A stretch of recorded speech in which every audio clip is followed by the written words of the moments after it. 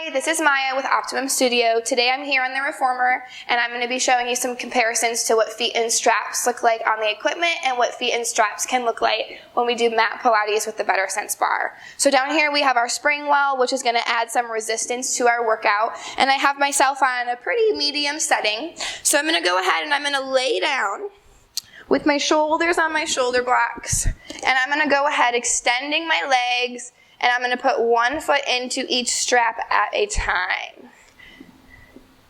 Then with my legs all the way up at a 90-degree bend, I'm going to glue my hips down, having a neutral spine, and I'm going to lower my legs as I inhale, reaching my feet far away from me, hinging at my hips. And I'm going to hinge my hips and lift my legs up. Similarly, we can lower our legs down to 45.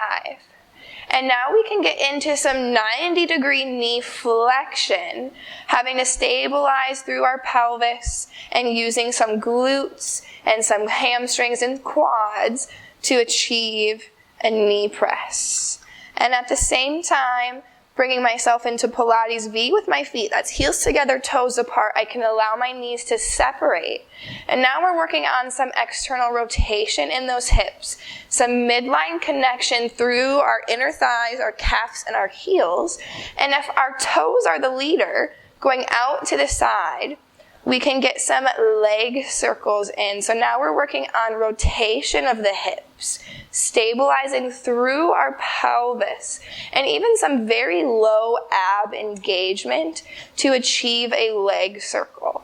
And once you go one direction, you always want to go the other direction in Pilates. So again, we're going to hinge at our hips, allowing our legs to lift up, feeling a slight stretch on our hamstrings in the backside. Our toes are the leader out to the side. A big exhale. We're going to squeeze our legs together through our midline. Similarly to the reformer, I'm going to show you what feet and straps can look like when we're doing mat Pilates using the Better Sense bar. So you're going to go ahead and you're going to roll down one vertebrae at a time, reaching your heels far away from you.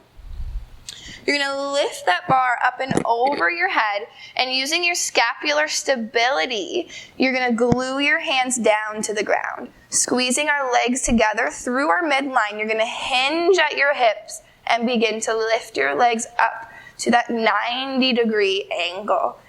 As we inhale, we're going to lower our legs, feeling the tension in the elastic, and exhale, lifting our legs. Now, when we use a Better Sense bar doing feet and straps, our core is much more engaged considering our arms are above our head, and we have to use our core strength, our scapular stability in order to stay stable and not move. So sometimes mat Pilates can be a little more challenging in different ways than using the equipment because you don't have the glide of the carriage moving underneath you, and you have to stabilize your body with gravity pulling you down to the ground, and we don't want to wiggle an inch. So right now my core is working so very hard to keep my hips stable.